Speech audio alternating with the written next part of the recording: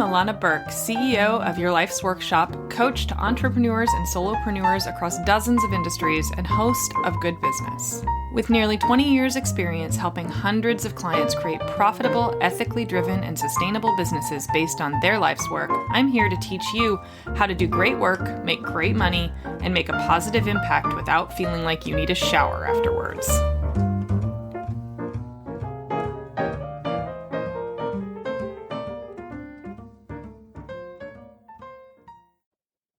Hey everybody, and welcome back to the Good Business Podcast. I'm your host, Illana Burk, and today we are talking about language and leadership.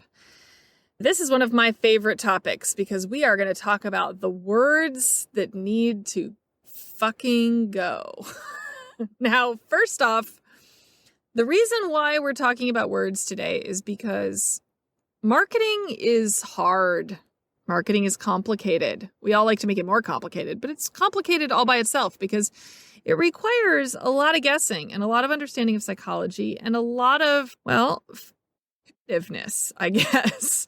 You have to kind of keep banging your head against a wall and finding the cocktail of tone and connection and offer and voice, and doing that without willfully manipulating other people into buying things they don't need or convincing them they have problems they don't have makes it ever the more complicated. That complexity breeds laziness.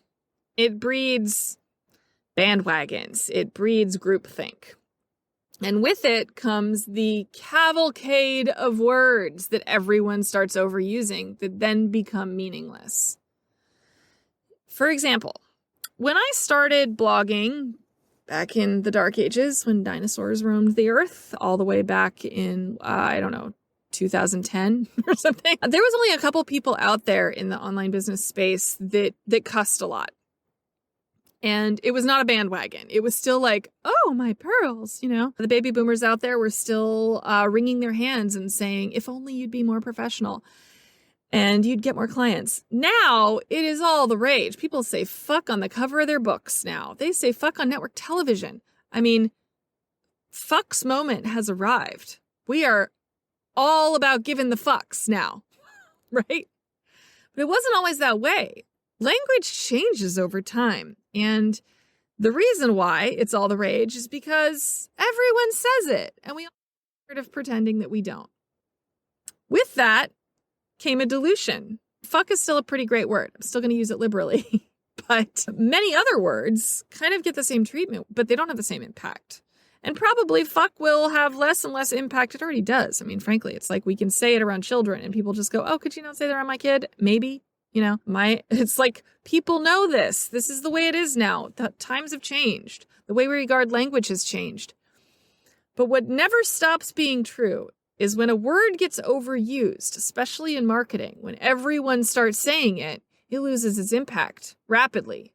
And since the online business space specifically, and small business especially, are inundated with copywriters, marketers, creative thinkers who are all trying to get similar points across, especially among coaches and designers and the low-hanging fruit of online business, the people who can easily work from a laptop and don't have to be highly accountable to a team of people. That's kind of mostly who I'm talking to here. Though this permeates larger businesses as well, this is really kind of my wheelhouse. Some of the words we're talking about, things like badass, clarity, confidence, transformation, trauma, mindfulness, authenticity, influencer. The list goes on and on. Manifest, high vibe. Oh my God, there's so many, right? Now, the unfortunate thing is a lot of these words were deeply meaningful to businesses that actually embodied them. But they got co-opted by all the shitty marketers out there. People like me, and probably some of you, have ruined them. And we have mushed them around and made them mean things that they don't mean. I saw somebody recently say they were sending out a series of marketing meditations as an opt-in. I think there is the most telling set of words all mashed together of what I'm trying to express here as I can possibly imagine. Marketing meditations. I'm pretty sure that is not what the Buddhist monks had in mind when they started meditating. Right? What the fuck is a marketing meditation? I have seen people regard themselves as, I saw a copy once that said they were a badass dental assistant on their LinkedIn page. That is not a badass thing to be, a dental assistant. In this world, unless you've got spikes on your knuckles and are doing dentistry at a biker bar, there's nothing fucking badass about being a dental assistant. Likewise with rebel, revolution, all these words that used to mean something important that don't anymore because marketers have fucked it all up for everybody, myself included, fully guilty over here. I have called things revolution in the past that are very definitely not. I used to have a product called a brand revolution. Sounded really slick. I thought it was very clever. I even put parentheses around the re in revolution. So it's like re-evolution, brand revolution. I thought I was an innovator there. I'm absolutely certain I was not now. But this was, a decade ago and I didn't have a lot of perspective yet. I do now. I promise you, if it's going on your website and you sell stuff and the goal is to get somebody to buy now through a pay button or book a discovery call with you, you are not badass. You are not a revolutionary. You are not starting a rebellion. You are just somebody selling something. No matter how much it's going to change them, no matter how much it's going to help them grow, those things are not fucking true. Revolutions change lives. They also are violent and terrible. We should not aspire to them and we should not co-opt words that are meaningful to other people. It is hubris. It is privilege. We gotta fucking knock it off. We have to stop using words that belittle and demean, like girl boss. For fuck's sake. Can we just be boss? You want to not be diminished? Don't call yourself a girl boss. You want to be regarded for your intelligence? Just be a boss. It's one word that's not terribly gendered. I'm sure it has etymology that goes back to terrible things, like most language. We have history. It's terrible. That's the way it is. Now, some of those things we have to delete from our lexicon. There's all kinds of colloquialisms that we should get rid of and be more mindful of because times have changed and we are evolving humans and it has nothing to do with being PC. It has to do with being a thoughtful, intelligent human being who cares about other people. Which, by the way, if you're trying to sell something, you need to care about other people. If you don't, you're just the same as everybody else. I saw recently somebody posted about the etymology of the term cakewalk. It was goddamn awful. I had no idea. I'm going to really try hard not to use that phrase again. Go Google it. It's terrible. There's a whole bunch more. We all say things that are based in dark times in our history. But when you know better, you got to do better. And marketers are not very good at this. Marketers are much better at rationalizing. We're really, really great at rationalizing the choices that we make and making our choices okay because we can say, well, it is a revolution in marketing. She is a revolutionary life coach. Nuh-uh. Somebody who creates deep and lasting change, but only if you can prove it.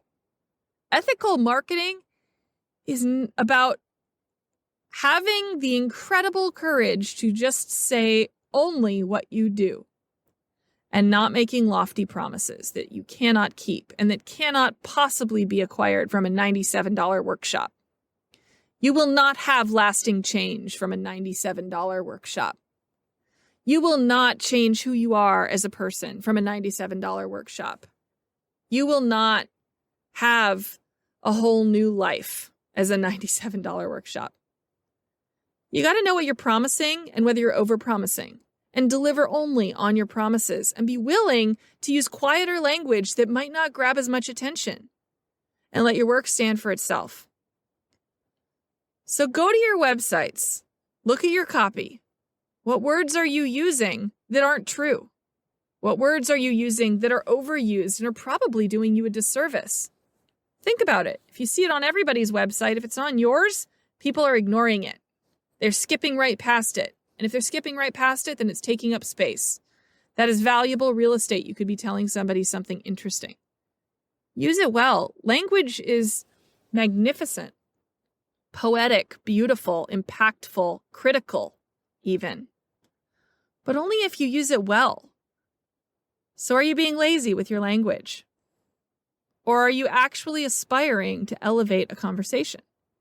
My dear friend Rachel Allen told me once that her biggest work in the world is to elevate a global conversation, and it stuck with me for so long. And she does that through copywriting, and she works hard to do that for her clients. That's a noble pursuit. Can you actually say that when you sit down to put work out into the world that you think about whether or not you are elevating a conversation? Or are you just part of the noise trying to sell something? It's okay if you're part of the noise, but don't say you're a revolutionary. All right, everybody. Hope you have a great day. Thank you all for tuning in. Bye. Thanks so much for hanging out with me today. For more information, visit yourlifesworkshop.com.